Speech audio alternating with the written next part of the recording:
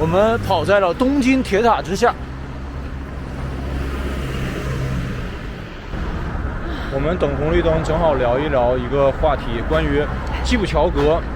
接下来你觉得还会参加哪些比赛？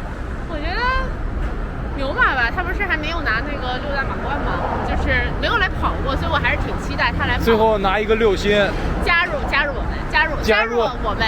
其实我们，他现在也可以说我们了。以前就是说加入他的这个团队。山野小学从昨天开始可以有这个权利说加入我们。我昨天还在这儿跟大家说，就是一个我之前没有资格说6大满贯的事儿，但是我现在拿到了，我就可以说6大满贯也就那回事儿，还至于写到自己的 bio 里头吗？对吧？我们来到了皇居，看人家穿西装的跑团真的是那个鞋子，是吧？嗯。朋友们，我们的传统啊，跑完一场马拉松之后的shake out 什么 shake out 的之前，我们现在是排酸跑，跑复盘，打引号的呀，就没有排酸这回事儿。好，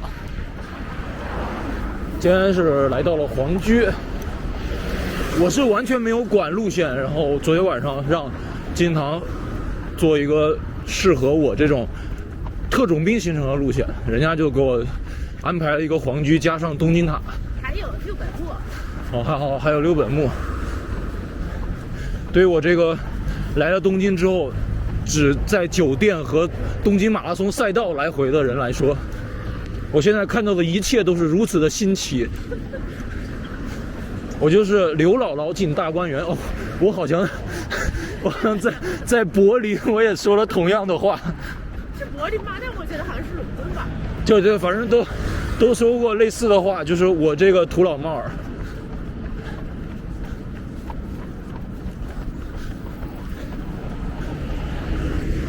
昨天晚上金堂还安排了一顿非常不错的烤肉大餐，主要庆祝着6星终于加入了我们。你看到没？这句话说的，终于加入了他们。我不能一直对着前面，一直对着前面的话，我的 YouTube 观众就会在那说，你为什么总是对着屁股？那后面有人要挡他。昨天确实，我跟你讲，就是东京马拉松赛道，我仔细观察一下，大部分人确实是比较收敛，不像纽约的那个观众加油是人声鼎沸的，他们这边就跟你鼓掌，笑死我了。不是，是这样子，因为他们这边围得非常进去，他不太让你就是去接触到。啊，对，我们等于说纽约就是他等于说就在赛道，对，我还可以跟着跑呢。对，你就在赛道旁边。他们这个就围的，就我觉得可能跟国内比较像。可能是。反正我去加油，他不让我就是非常靠近，他都围到那个台子上面了，是吧？很远。所以，而且大家表说着，大家是鼓掌。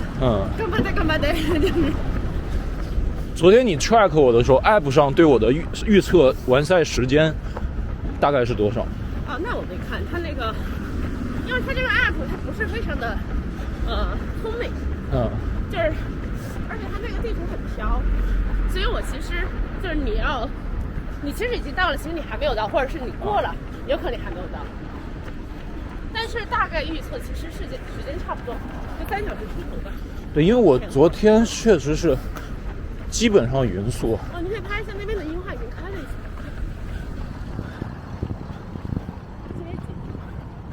我就是对这些所谓的自然风光不是特别的感兴趣。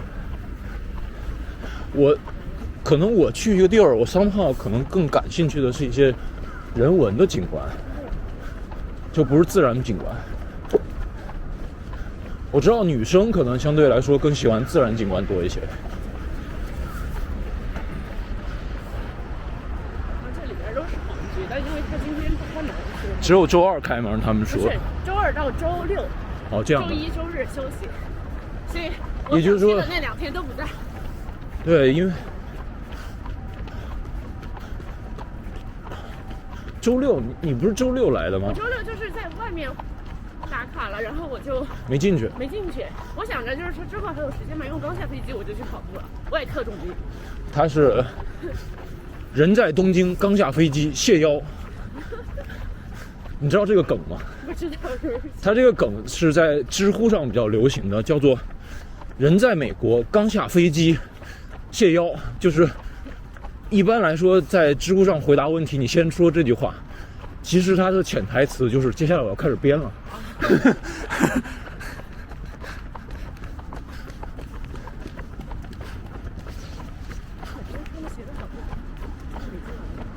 很少在美国看这么像。这是日本的比较多嘛，美津浓。我以前刚开始跑步的时候，我还穿了很多日本的鞋。其实因为那时候大家对那个所谓的4大跑鞋还是有一定的情感。4大跑鞋当中，当时第一位就是 ASICS 吧，对。然后就看了很多其他的日本的跑鞋，就比如说 Mizuno， 然后美津浓啊这些。是吗？是。我可能说了两个一模一样的品牌，只是不知道它的中文翻译。还没开的樱花，是樱花。你这个很明显不是很经常见到没开过的樱花。就是没看，你看它肯定有学名。就是樱花，韩牌樱。真的耶？还是韩非樱？因为我为什么知道？因为我们家旁边不是 Ranch Brook Park 吗？就有很多的那种樱花嘛，然后每年还没开的时候，我就会看到他们还没开过的样子。哦，这个是那个美术馆，国立近代美术馆和那个国立公文书馆，这人文的。啊，人文的。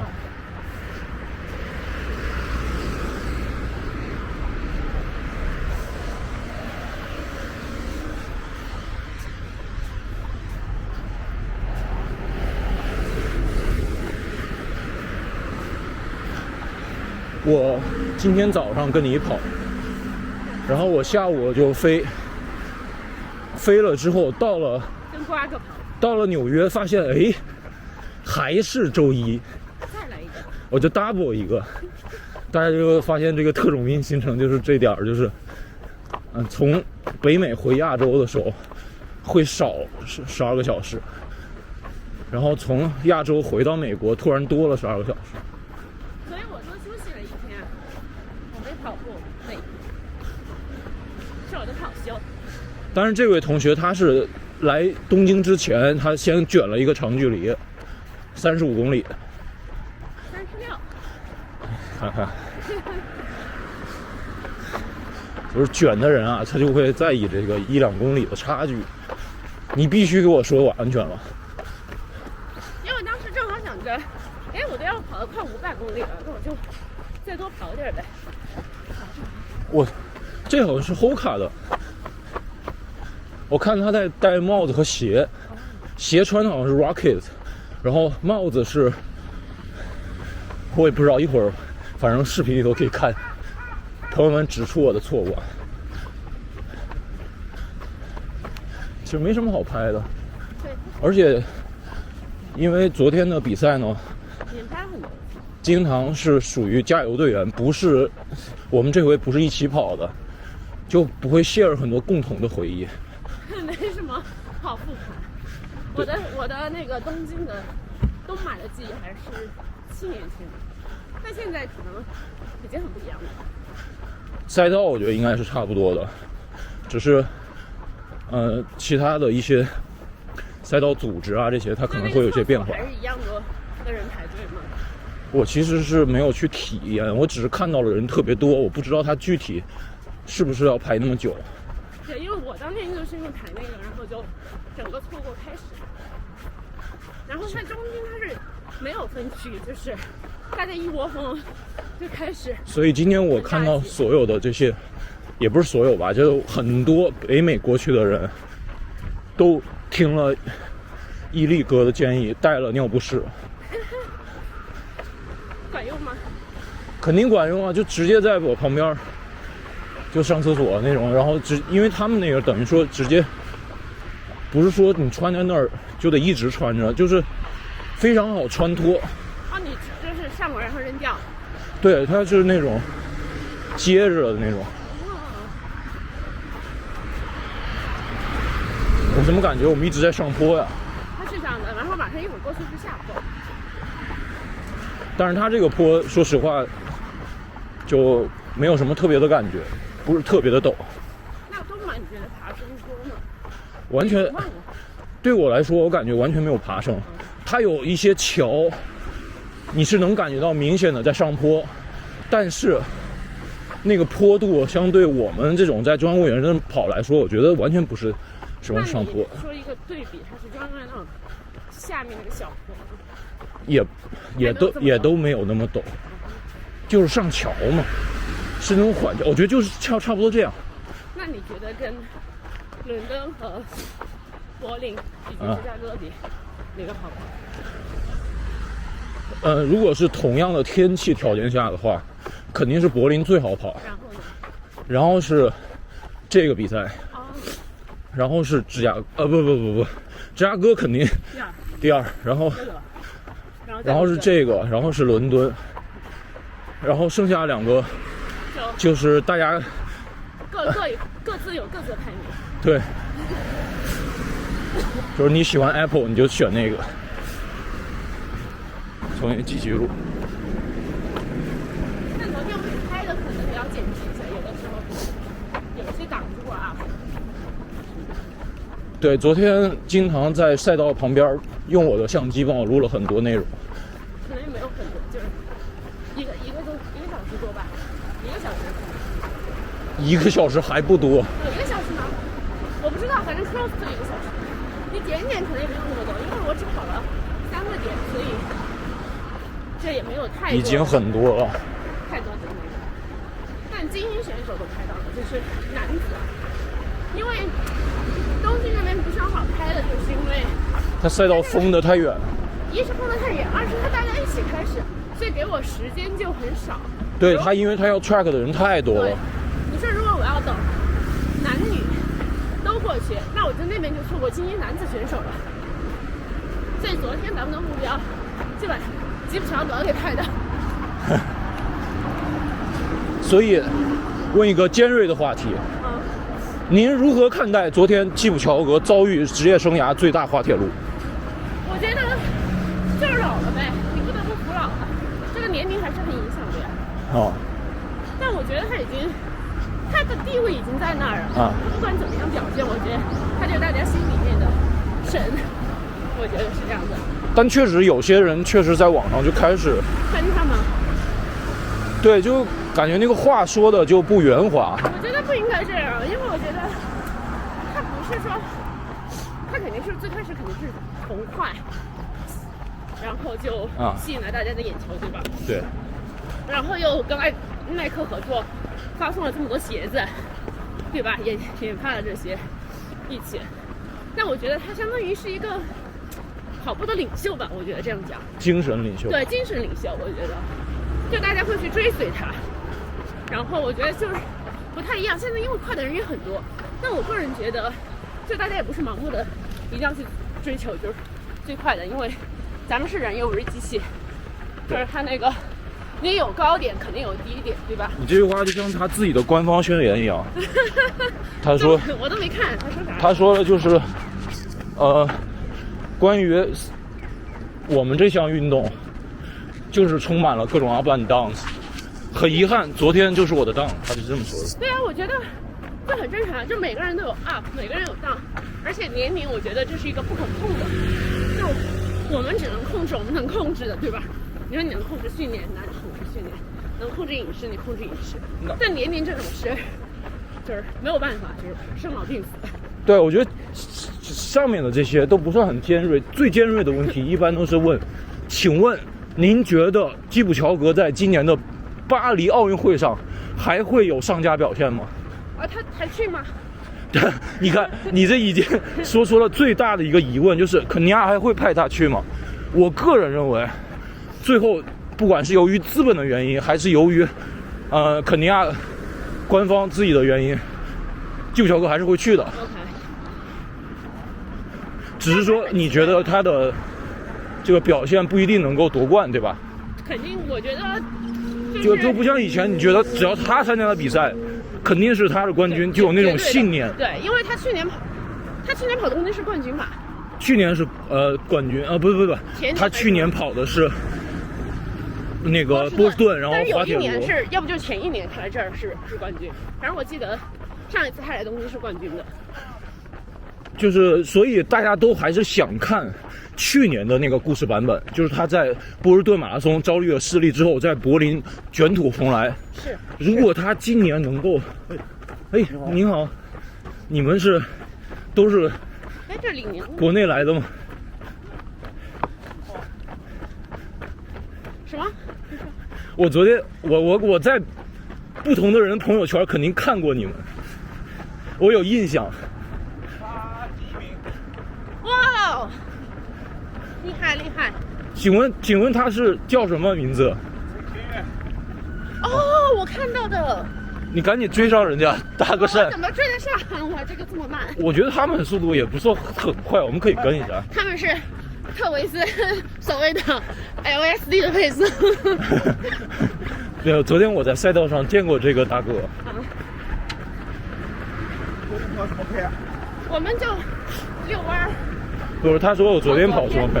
我昨天就是按照3小时跑的。训练跑他的。你这个说的好透大。因为他要跑波士顿。我也跑波士顿。我们都跑。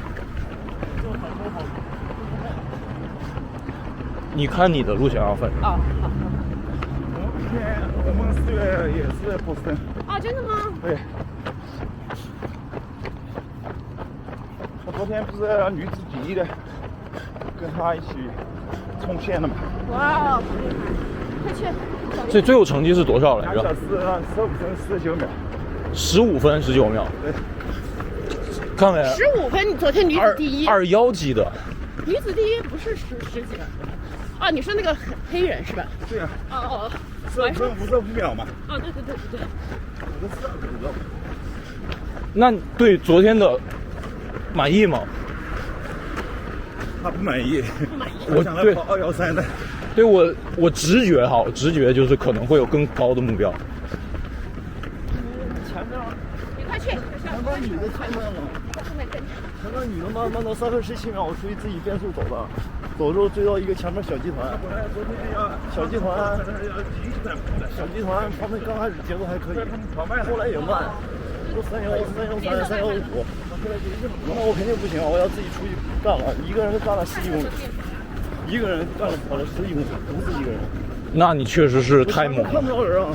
就在你这个速度，说实话，还是得大家一块儿跑才能拼到一个好成绩。因为我想昨天热身首先没咋热好，我们没人拿包，把给别人拿走了之后就没有时间热身，然后出去都以为这哈桑他们肯定会按照310左右。对，他们应该照理来讲应该是照着跑。我看那个配速，今天不可能跑到那个什么，连215都费劲。所以说我有点坏了，早知道跟日本国内的那些后边尾部第2、第3集团，第2集团的尾部，他肯定刚开始快点，但后边他会掉下来一些嘛，这样的话跟着他们正好。对。因为昨天跑264，训练的就是准备要跑264。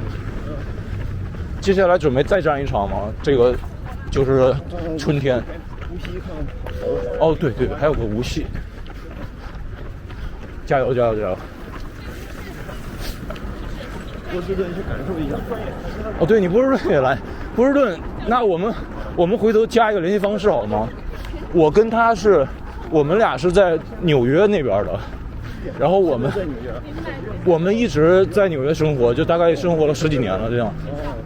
然后纽约他没跑，纽约他准备要跑纽约，他俩在你俩在纽约是吧？对，我跟他在纽约，然后小岳啊，人家是业余跑者，对，很强啊，所以业余天花板。挺晚。曾经专业，但是退役很多年了。可以。工作了。那你们下半年柏林？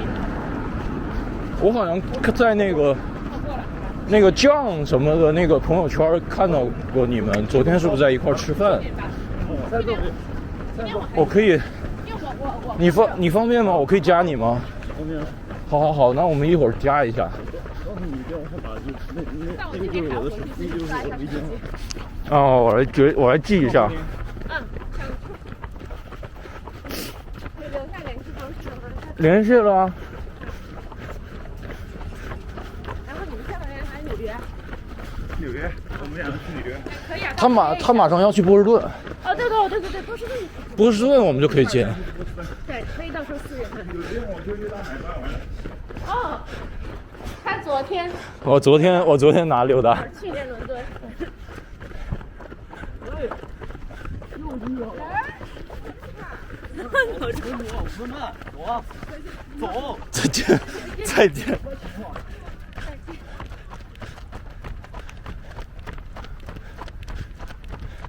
你跟上去，我给你们俩拍一个。我这个是。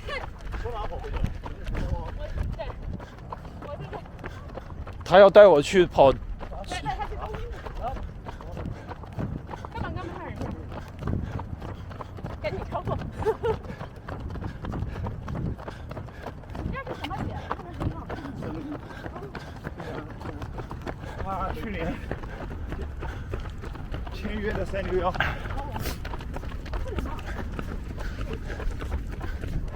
现在客户，国内的客户很好看。是我看上了，昨天好多。PB 都是特步。你看。上市的大阪。3.0。我们要走这边的小月。OK。今天。对，波士顿见。我回头反正加了微信了。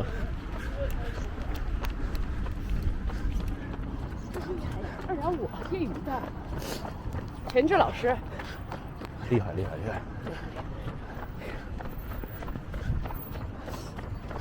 说他拿很多冠军。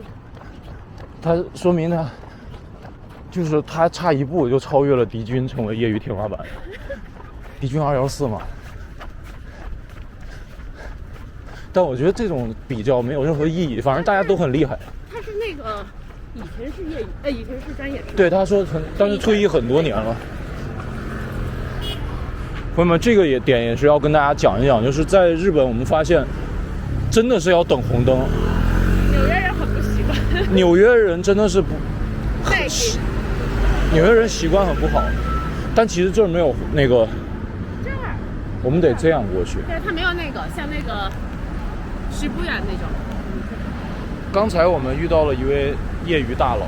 业余大哥，215还没有。昨天跑了215，非常不满意，因为他说昨天女子他想的怎么着是跑213、212，他想跟一跟，结果发现女子那个速度太慢了，只能自己去跑。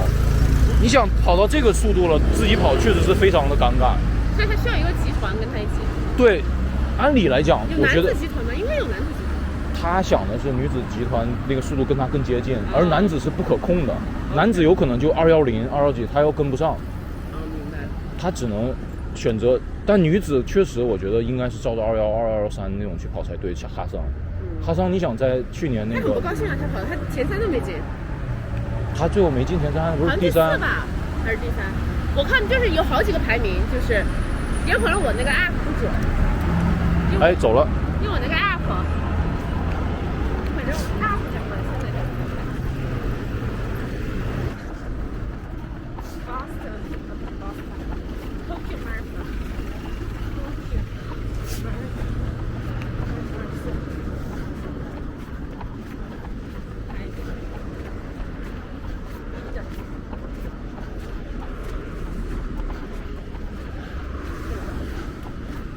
赶紧看叫什么名字。不是，我看一下他那个到底几名。你说哈桑？对。我好像在哪儿看的，他第3也是你说的。不是我说。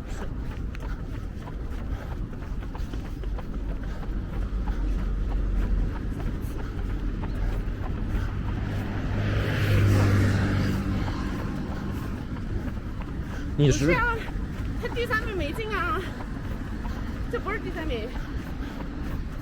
那确实是。第1名是埃塞俄比亚的，第2名肯尼亚的，第3名又是埃塞俄比亚的。只能说只能说昨天恩恩团队遭遇了大滑铁卢。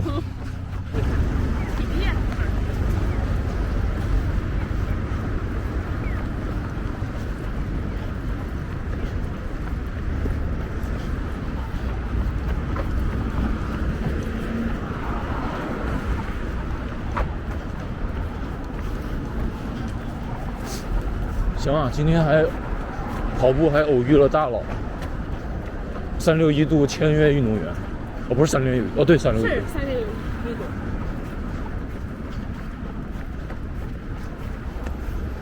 看这个，来这儿人手都是拿了一个运动相机的。我没有来。刚才那个。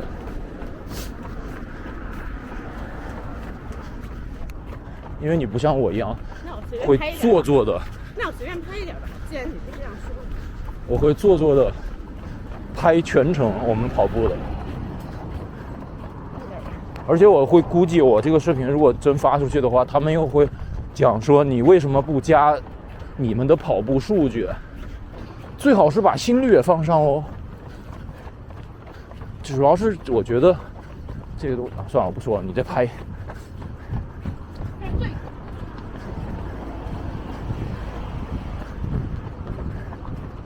跑不动，跑不动。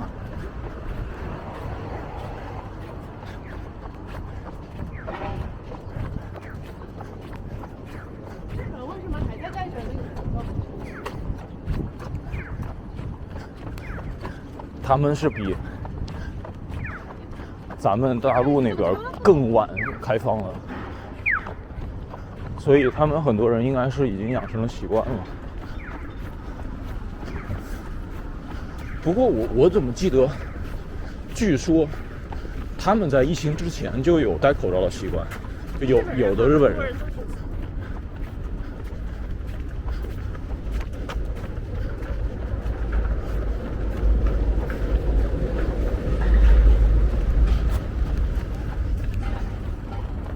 所以他以前是相当于是专业队里面退下来的，当体育老师。可能是这样吧，我也不是具体很了解。可以看出他有多少分，这感觉是万米。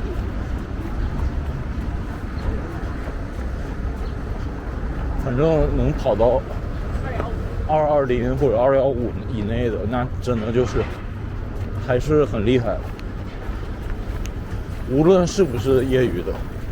但他那个本职工作其实也可以帮助他训练，因为他是体育老师嘛，他时间应该训练也挺多的。应该是比我们有时间一些。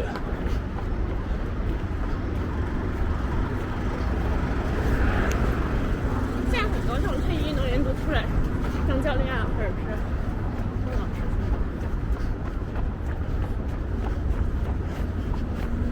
算是对口吗？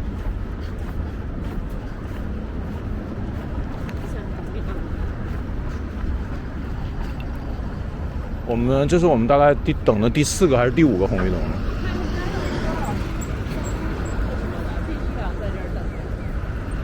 对对对，这个是金银堂刚才发现的。为什么红绿灯一定要等啊？他们这边都写好了的，所以人家在乎这个也是正常的。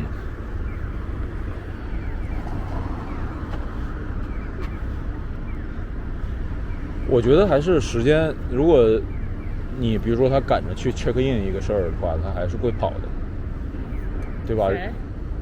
不管是谁嘛，我的意思是日本人。比如说他这个东西他不 check in 的话，他就会损失很多。跑步吗？我指的是 check in 去单位 check in。那你可能还是得以你的这个工作的 priority 为主，就不要在意一城一市的得失。肯定。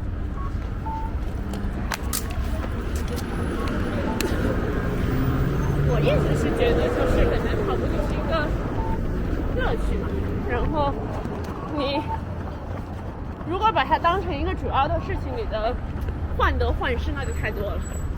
你像就像他昨天，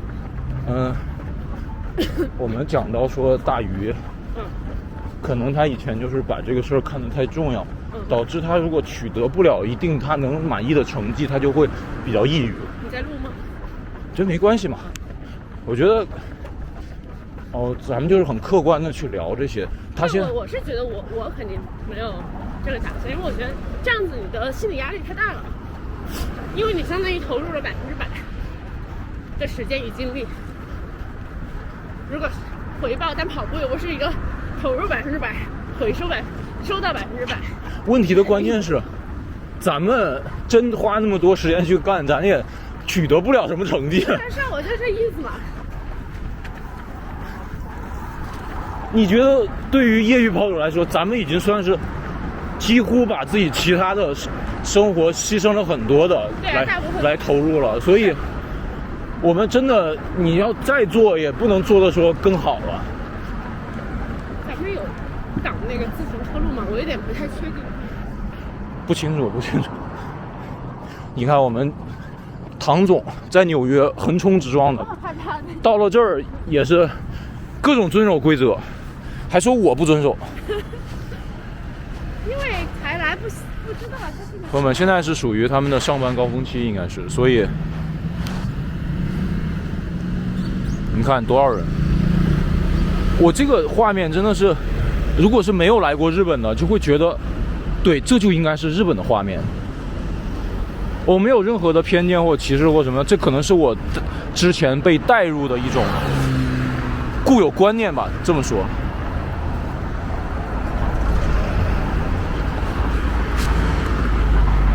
就很日本的感觉。你在纽约是不会见到。你要去那个史布雅拍那个。我知道那个是比较经典的。这个车刚好。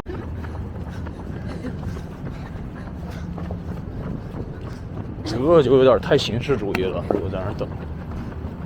马上就到那个东京塔了。哎，看到了。是哪？我昨天你们跑这个了吗？当然跑了啊。跑了这条路吧？跑了。是这条路。不是这条路，是什么？好像岔过去的一条路。我不记得我们的比赛有这种绿化带隔离的。都是大路。对。哦，我知道你们跑的哪条路，你们下面那条路宽一点。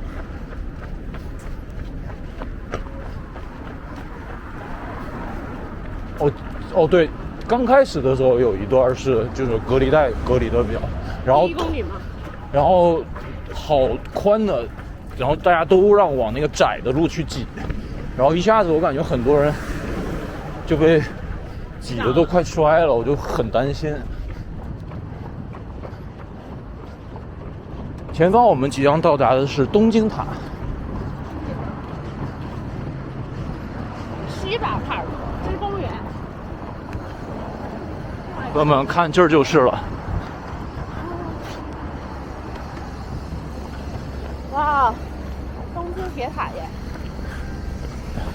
然后找到一个好的拍摄角度。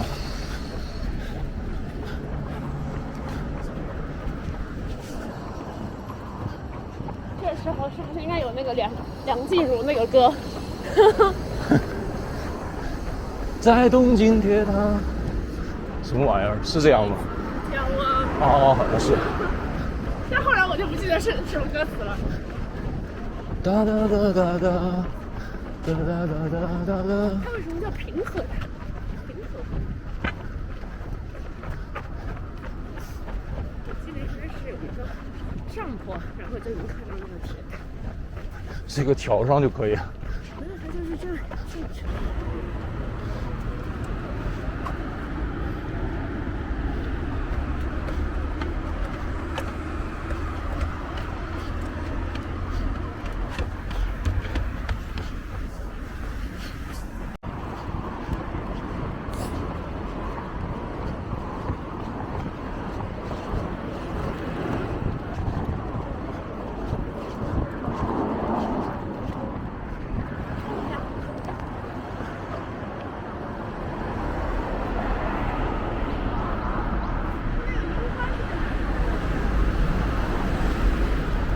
不知道，感觉他们那个角度就挺好的。我感觉他们那个没有那么近，跑过去看一眼。认真营业的汤。还没按表，按表怎么？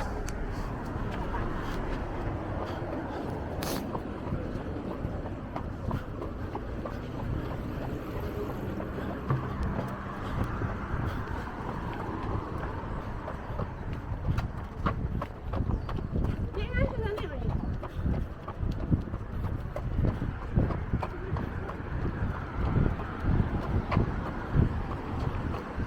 哦，这个公园也可以绕一圈。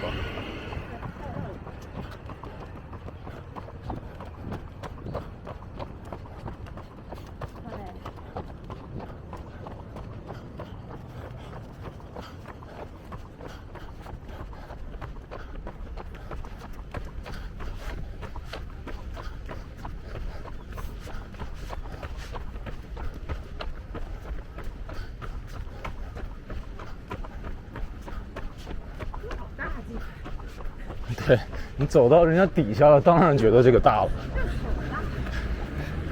你就跟埃菲尔铁塔一样，你远看也不觉得它有多厉害。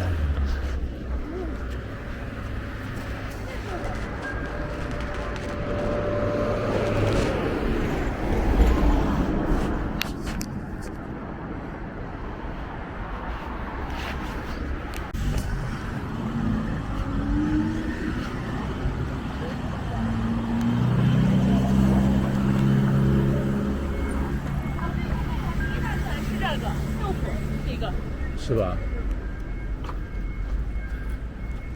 豆腐。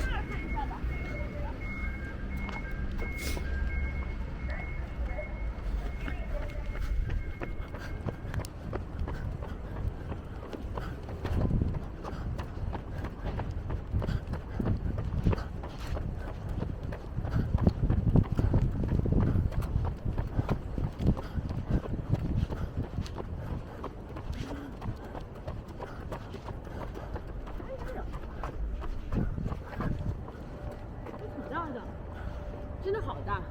那当然了。OK。基本上完成了。完成任务。这样从那边回去，一直上，然后再。好。去转一下其他地方。走，我反正跟着你。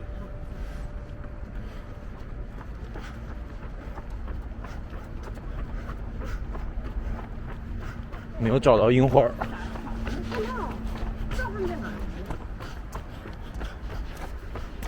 所以你就想了，他们如果拍摄找地方的话，他们可能会寻觅很多地方。对，可能是我觉得，我没有。所以其实摄影师还挺累的。摄影师不容易啊！昨天我看那个摄影师给咱们拍那些照片，我也在他旁边拍，我说你怎么拍这么好？而且他那些很多动态都不好看。运动摄影还是需要一点入门的。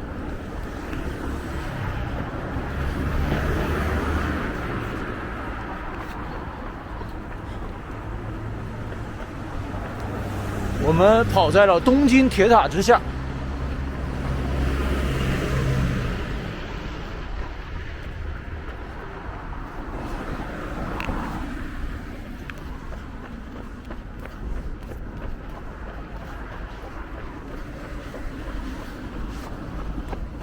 你看这双鞋哈，它就是有一个好处，就是它不像其他那种碳板跑鞋，如果你在跑慢跑的话就不行。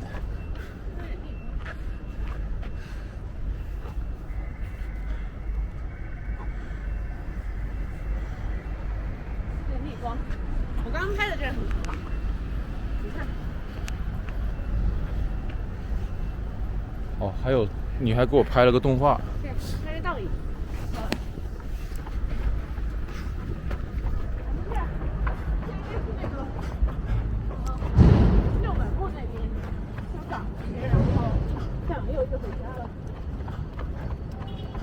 大概反正吧，东京这边稍微转了一下，你可以出来新宿可工作。对，搞得我还得再来一趟。明年我也想来跑东京。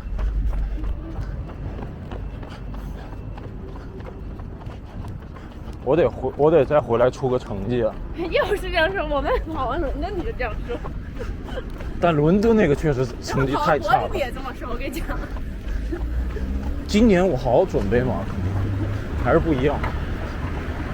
好好准备，不要配死人，自己节奏跑。再差能差到哪儿去？你就说吧，对吧？咱们走。有点不太确定，他那个在哪儿住？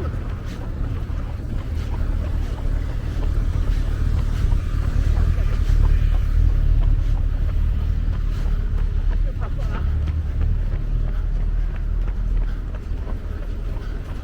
还好，我今天的感觉就是，昨天就是嚷嚷，就没有说race过的感觉。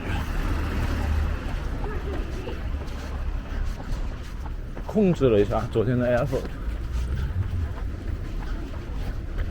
还是要搞清楚 priority。所以，猜中你东马成绩的有几个人来着？对，现在就是有5个人都猜中了最接近我的东马成绩的，他们25959他们猜的。5个人猜中了。原本来说，我如果再稍微快个2秒，那就只有1个人最接近，就是25930那个。但是25959就有好多人猜，因为这个数字可能大家都觉得它刚好破3，所以就有可能去猜这个。留了1分的力量。留了1秒的力量。那这个259是我过失的成绩。我昨天主要的原因是我对最终的成绩完全没有概念。其实我虽然说知道我一直按照破3的配速在跑，但具体是直到我最后叫你。但具体是259还是258，或者是300或者301、302，对我来说，我当时真的没有 sense。然后我叫你那会儿呢？你那会儿的时候，我觉得我在视频里头说，我今天破3是肯定的，铁板钉钉。但最后我发现时间，哇，很悬呐！如果这么想的话，因为你想，我最后跟你讲，我300米的时候我去扶了个人，对吧？你损失了一点嘛。但是我如果我有sense，我可能就不会去了。我就是可能在人性在那个时候就自私一点了。所以咱也是如实跟咱们的观众们报告这个情况，就是确确实实当时是完全没有sense，所以看到一个跑者倒下来之后，第一反应就是去给人扶起来。因为我为什么说，我到时候如果我当时知道我的成绩差点破不了3，我就自己跑了，是因为不是因为我就不善良了，而是旁边其实有很多的工作人员迅速就去扶了。对，我同意这一点。就他们可能还比我更专业，甚至。我上次有一次就是这个情况，就是我们要过这个节，等一下。就有一年我也是跑比赛，我忘了是在哪个比赛，但是就是也是可能天气不是很好吧，然后就有人已经倒在路边了，我也没办法，他在抽搐，后来我就，但是已经就是朋友拉了队把他扶住了，后来对，然后我就赶紧跑到下一个 medical 就是医疗站，我就告诉他在几迈有人倒下，你们去看一下。对，但我来不及，因为那种我传话可以直接隔空嘛。我是觉得帮助的形式不一定局限于大家一定要在现场就有那个画面，我感觉那样就是太形式化。小回好日本。真正的善良是做那个当下最合适的决定。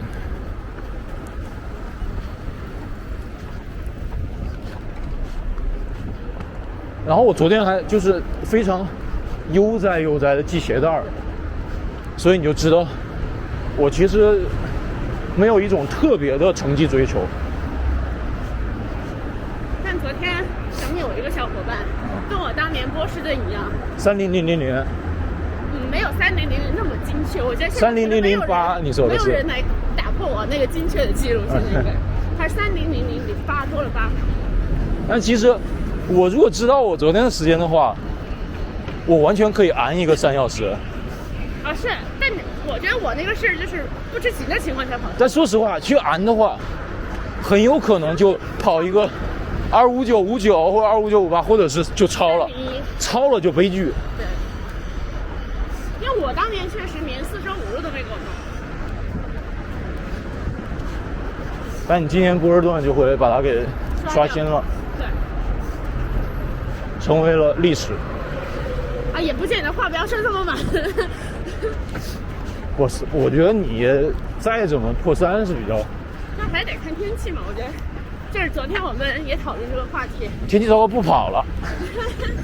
就是你控制的因素只有这么多，马拉松为什么这么难？因为它有太多不可控的因素。我这回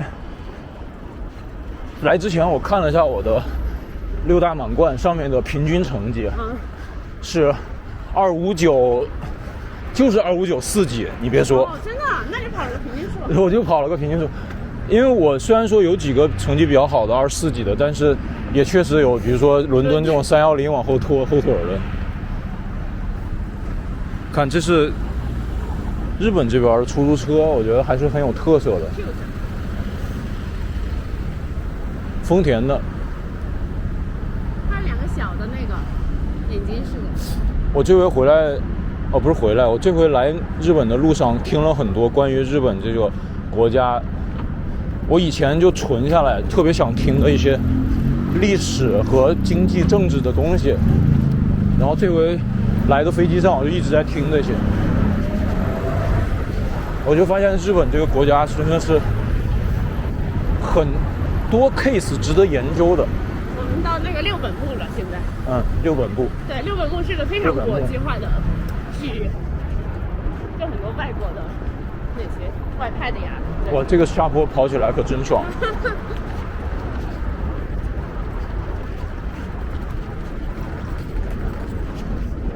昨天东京马拉松好像是，我记得有2、3座下坡吗？桥，是上桥下桥吗？还是挺明显的感觉到是有这个坡度。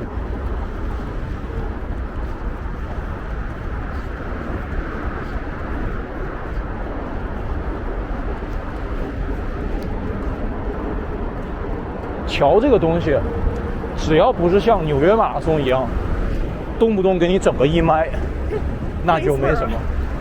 关键还得是在你已经有点过了半马，已经有点崩溃的时候。其实15、16迈那儿就真的是非常需要意志力的时候，他就给你搞一个困缩。我每次到那儿我都很有点崩溃，而且他那个表特别飘在那儿，那是雪上加霜，你就会觉得你怎么这么慢？我们等红绿灯，正好聊一聊一个话题，关于基普乔格。接下来你觉得还会参加哪些比赛？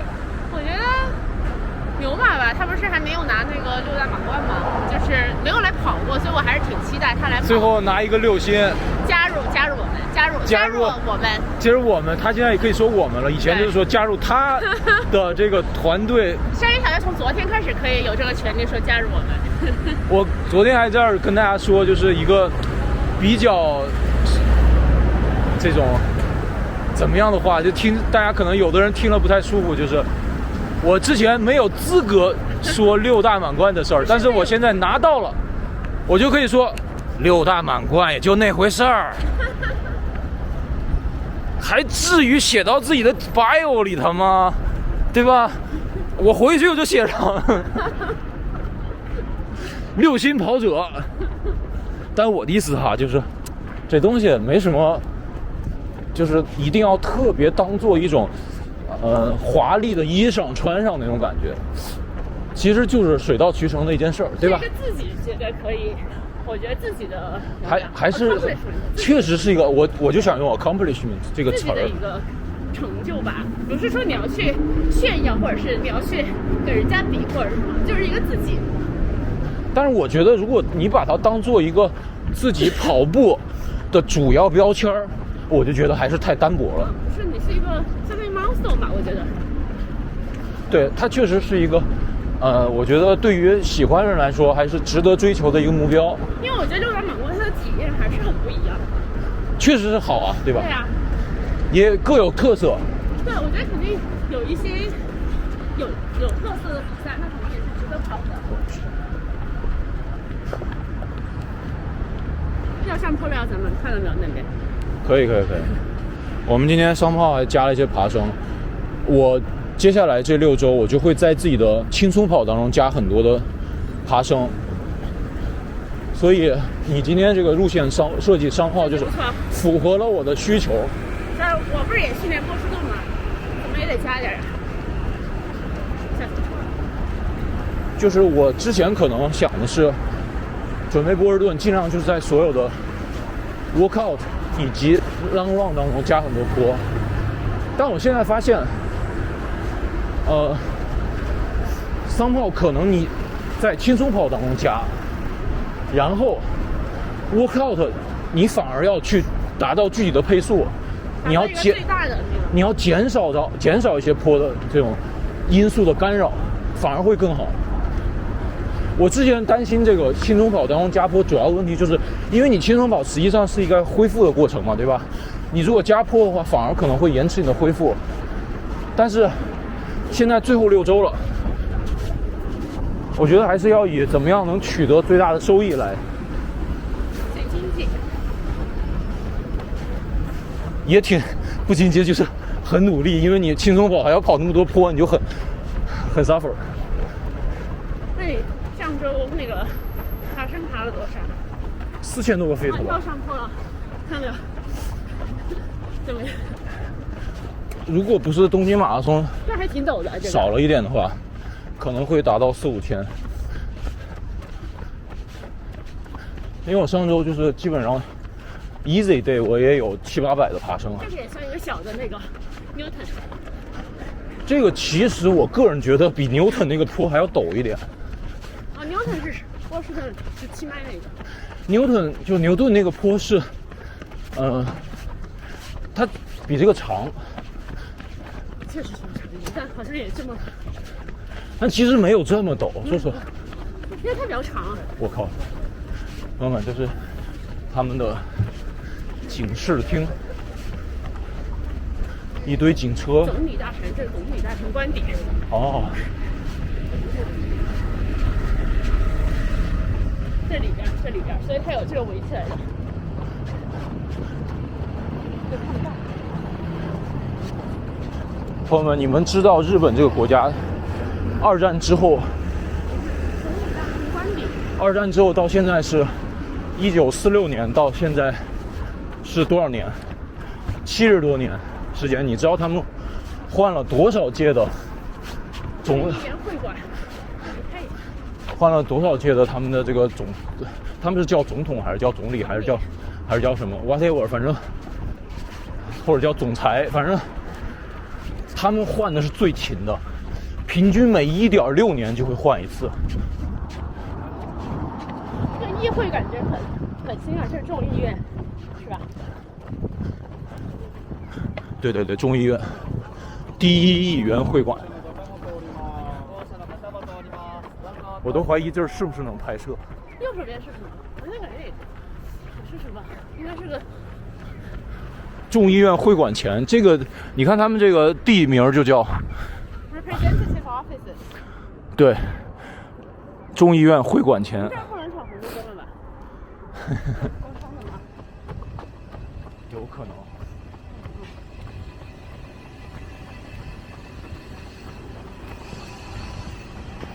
他看到人过来，他会放我们进。Thank you。你也没有学一句日语的，谢谢。是马斯，我就知道这个。哦，对，是吧？我只知道一个杠巴的，剩下的什么加油，我学的可能是韩语，什么谢谢。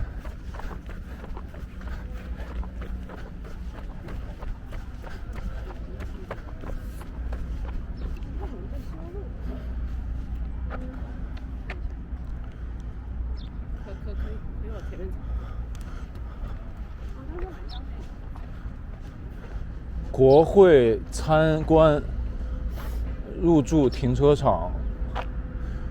不过日本啊，虽然说你不懂日语，就是感觉很多东西都听不懂，但有一点好就是它那些字儿你基本上还是能看得懂的。因为咱们是中国人。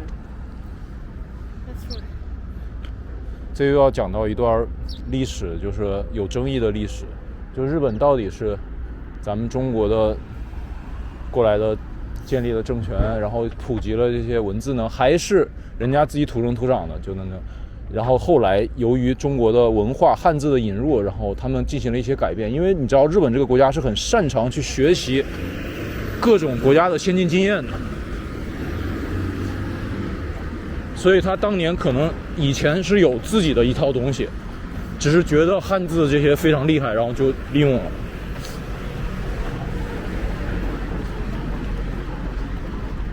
那就是我们刚跑过在修路的那一块。估计你也不记住。你说我还是知道的。就是刚刚有个后卡的人穿的那个帽，我去。像我去！同学们，你不觉得这就很日本吗？喊口号的一些。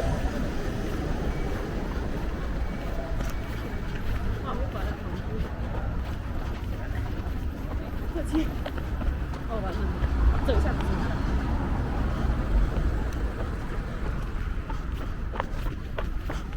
警察回头抓你。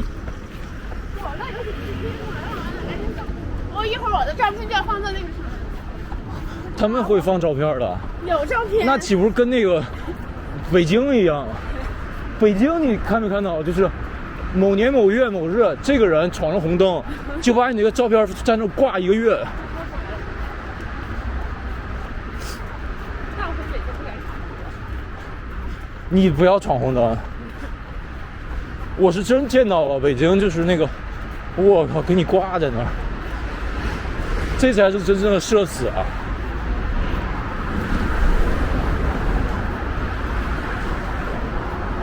我觉得如果这事儿发生在纽约的话，流浪汉们会把那个屏幕给砸了。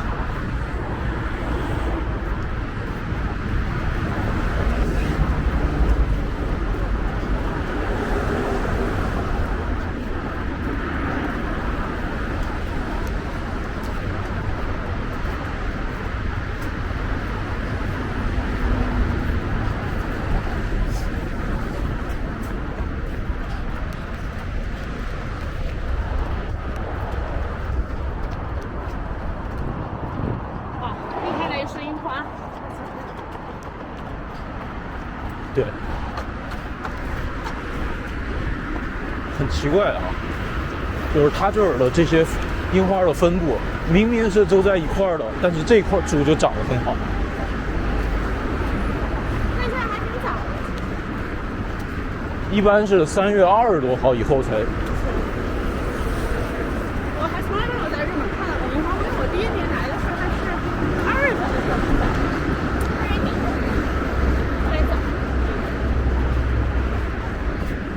其实我跟你讲，就是中央公园的樱花已经很不错了。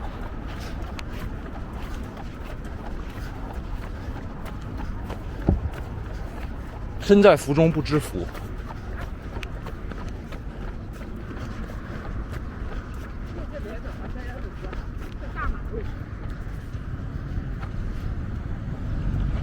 然后现在就知道怎么回车，就不用导地图了。就前面左拐。对，我已经知道了，熟悉了。往北跑。跑到那儿，跑到那个楼，然后右转就到了。你直接跑回酒店吧。对对对。你的酒店。哎，大家是不是看到了河，看到塘，想到了赛后？我们看到河里头的这些鸭子，就应该是天鹅呀。那我都没拿出手机拍，那肯定不是天鹅。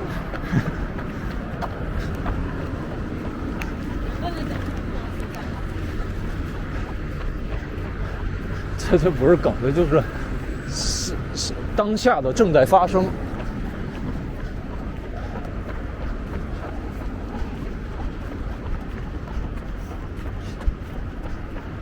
朋友们，今天的下午我就回城了，真的是特种兵行程。不过有那种更特种兵的，昨天跑完了就飞了。真的？对。我觉得很多人可能，尤其从不是那种长途飞机吧？很难讲。我觉得从北美过来的，确实，你飞10几个小时跑到这儿来，就跑一个马拉松，确实有点离谱。我是怎么说呢？我是真的觉得睡不着觉，我倒不了时差。我现在可能年纪大了，然后在这儿待2天呢，玩也玩不好，吃也吃不好，还不如赶紧回家，对吧？回家还能跟瓜哥卷一卷。你想我周一晚上就能到了家，我还能跑一个 double， 然后第2天我就能又去中央公园跟瓜哥卷，我靠，岂不美哉，对吧？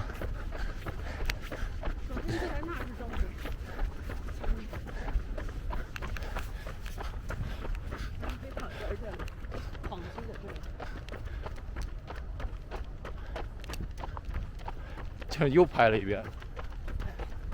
刚才我们跟那个精英运动员就是往那个方向跑。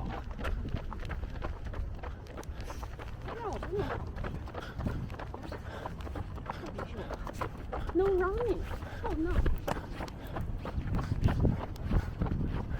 你非要把它喊出来，你一喊出来，我们就在做一个 prohibited sensing， 就这样就不好了。我昨天但我现在都在这儿，这个房间要是跑不生病吗？他是说这个栈道可能有什么具体的含义，我们在这上面跑就没事。增加一点阻力。我去，人家说的是不允许在这上面跑。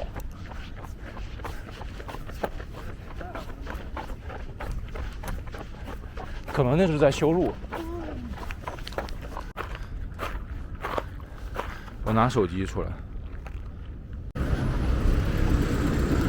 现在马上就跑回酒店了。我现在已经是13公里了。今天的黄巨打卡任务，还有东京塔打卡任务完成。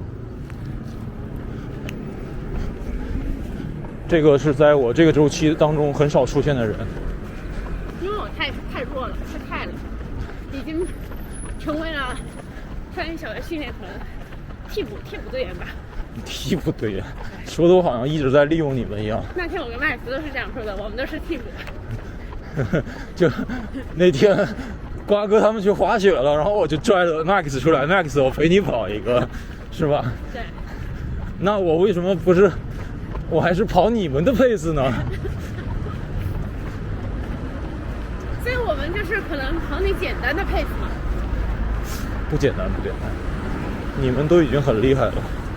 就每个人还是要跟自己比，在与自己比的路上，我觉得你们还是比我要厉害一些。我相对来说还是比较放过自己，所以这个周期稍微卷了一下，大家就会觉得啊，小雨小月这么卷，但实际上啊，我并没有很卷。我这个周期跑量，说实话是上周才开始上。确实，你这次跑量我觉得没有太上，因为你的强度上。对，一个是因为强度上了之后，我不会同时加，我不很怕受伤。另外还有一个原因是，我之前一个很重要的，每次都发生的错误就是提前 peak， 所以我这回有意的，我要把跑量留到最后再加。我甚至说我这2周加了之后，要来1周的 rollback， 然后我最后3个月没有我做。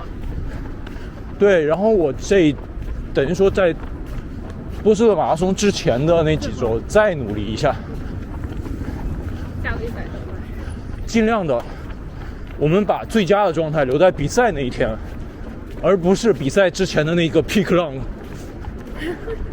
所以我们讲我们的这个名字应该叫 peak 早不如 peak 巧。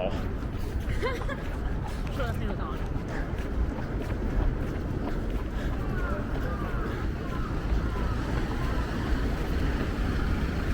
巧是很对的，你这个巧字让用好。而且早和巧刚好也押韵上了，单押。这个三零相当厉害。还有铃木是不是？他其实我告诉你，二战之后他们差点都倒掉了，但是什么让他们活过来了？什么？朝鲜战争。朝鲜战争一下子就把日本给盘活了，日本整个战后的经济一下子就活起来了。你是往这边走吧？我要往北。到那儿往这边吧。我可以就是到你们酒店，然后再拐。是这边，我记得好像是。可以看一下地图，可以看一下。我觉得应该是成田的话。行吧，朋友们，趁着最后这个红绿灯，我们说一句：我是山芋小月，我是金银堂。谢谢大家观看，我们下个大满贯再见。我们波士顿争取啊，我跟唐都能 PR。争取，我们不把话说满了，但是就是该努力，我们绝对不会放松，在我们这儿绝对没有放弃这件事儿，绝对，好，拜拜，加油。